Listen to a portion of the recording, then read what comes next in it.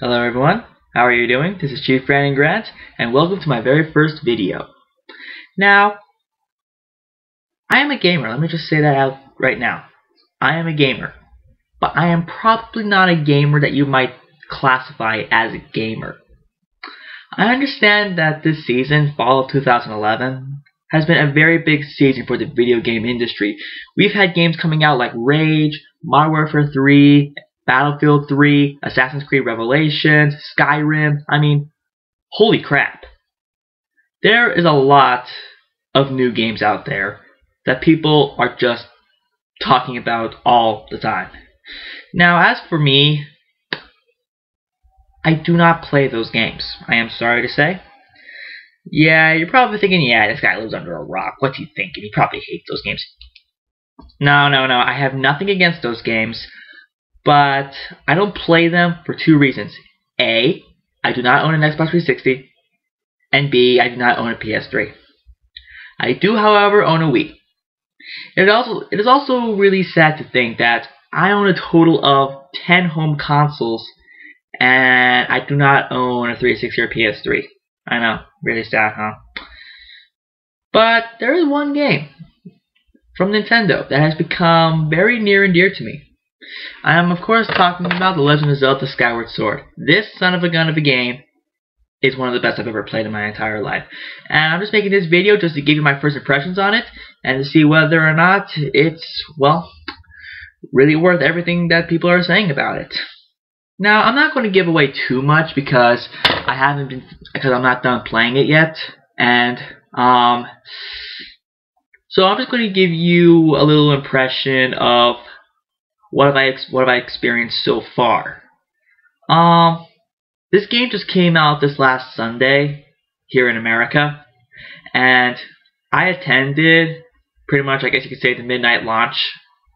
And I got the bundle pack, which means that I got the game, and I also got this really sexy golden Wii remote right here, and which has a built-in Wii Motion Plus, so you don't have to put in that annoying big white son of a gun on the bottom of the Wii remote, no. This one has it built in. Let me pull it up there. Look at it. That's right, you jealous. And also what came along with the game was an orchestrated CD, because if you look at the bundle pack case, if you open it up, there's a little slot where the game would come in. It's not in there right now because it's already in my Wii. And then there's a little flap over here. This is the orchestra CD, and it was the 25th anniversary of Zelda, and so Nintendo pretty much just went all out. They had a huge symphony, and they recorded a whole bunch of orchestrated music from various Zelda games, which I listen to very, very often because I'm probably going to be really nerdy right now, but if you're watching this and you have no idea who I am, let me just tell you one thing. I love Zelda. I have played almost every single Zelda game out there. I own every Zelda game except for the Oracle games, Phantom Hourglass, and Spirit Tracks. Sad to say, I do not own those 4 games. But I do own everything else. Everything from the original Legend of Zelda. I still have the golden card for NES, all the way up to this. And so yeah, let me just go through the rundown of what Skyward Sword was like. So, what really kind of peeved me about the game is that its place in the Zelda timeline took place before Ocarina of Time. Now, currently, Ocarina of Time is my favorite Zelda game, and from what I have played in Ocarina of Time, it's kind of easy to say that it takes place like way back. But then of course there's the Four Swords saga with Four Swords Adventures, and Minish Cap that are said that they might take place before Ocarina of Time, but that's fan speculation.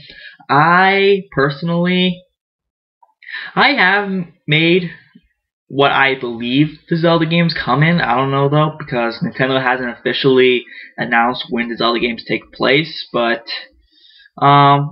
anyways, I'm getting off track. Anyway, back to Skyward Sword. And Anyways, you play as Link, of course. When in a Zelda game you do not play as Link, except for maybe, I don't know, Wand of Gamelon and Zelda's Adventure on the Philips CDI. I don't know. But yeah, and you live in this place called Skyloft. And now Skyloft was an area which was lifted up into the sky by gods. I guess you could say it's kind of like the city of Enoch from the Bible. I don't know. Anyways, you are trained to be a knight to, I guess you could say, to pretty much just protect Skyloft. And you do this by using and flying on these birds that they call Loftwings. Now, Link's Loftwing is a Crimson Loftwing, and from what I understand, it's a pretty rare instance where if you live in Skyloft, your Loftwing will be crimson colored, which is very rare. And so, anyways, you're trained to be a knight at an academy, and soon enough the wing ceremony comes up, which is basically a festival where you participate in a challenge with your Loftwing, and if you win, you get to advance into your class of the academy, getting you one step closer to becoming a knight.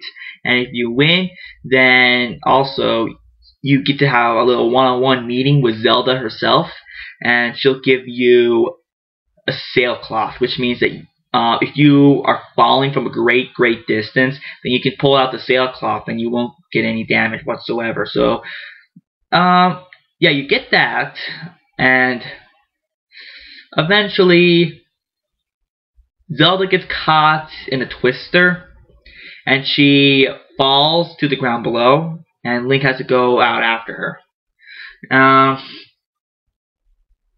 That's basically just the beginning of the story. I'm not really giving anything away right now. I mean, heck, you could pretty much just go through all of that in like the first 5 minutes, first 5 or 10 minutes or something. I don't know. And one thing about this game that really interested me was that it was fully capable of the Wii's motion controls. Now, like I said, this Wii remote comes with Wii Motion Plus, and which pretty much means that the Wii remote has more capability of more sensitive movement. Now, Twilight Princess had a very similar control scheme, but whenever you swung the sword, it always had a specific pattern.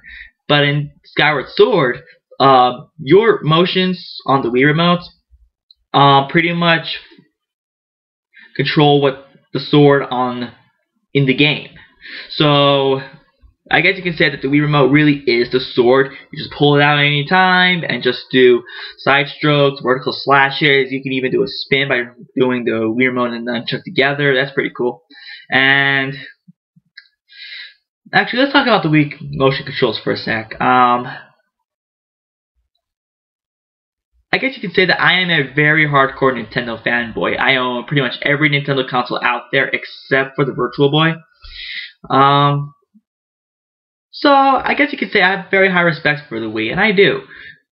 But when it comes to Skyward Sword, sometimes your motions when swinging the sword aren't the most responsive.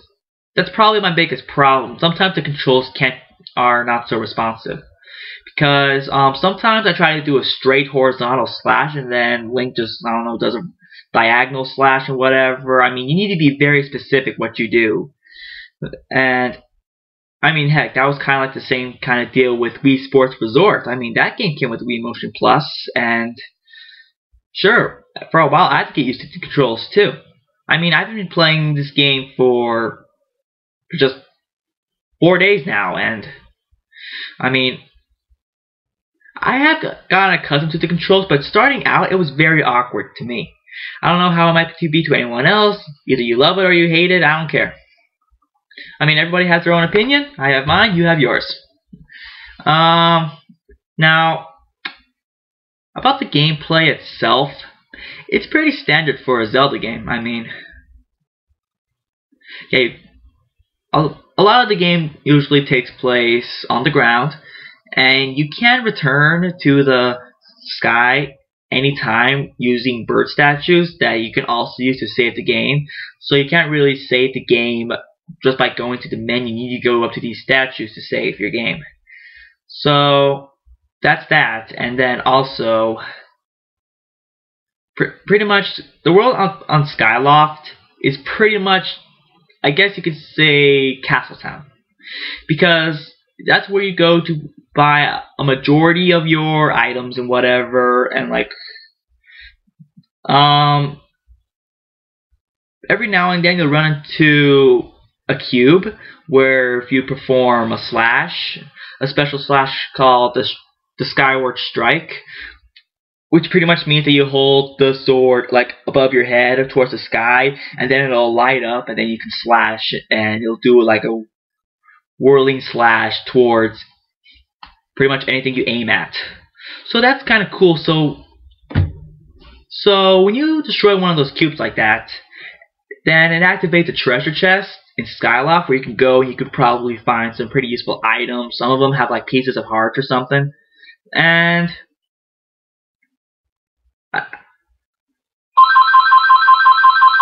no, I don't want to answer the phone. I'm not answering the phone. Who the crap is it, by the way? I don't want to talk to them. Anyways, so that's the some of the newer aspects of the gameplay in Skyward Sword. And the graphics are revealed to be like a hybrid between the cel-shaded graphics from Wind Waker and the realistic dark tone from Twilight Princess, and they put them together. And on the Wii, it looks quite good. I'm really surprised. It's actually one of the best looking Zelda games I've seen. So the graphics are really good. The music is, well, beyond outstanding. I mean, the whole game is pretty much orchestrated, kind of like Super Mario Galaxy was. And yes, again, that was also revealed by Nintendo that Skyward Sword soundtrack was going to be fully orchestrated. And I really can't honestly think of anything negative to say about Skyward Sword because it's a wonderfully great game. It was very well made.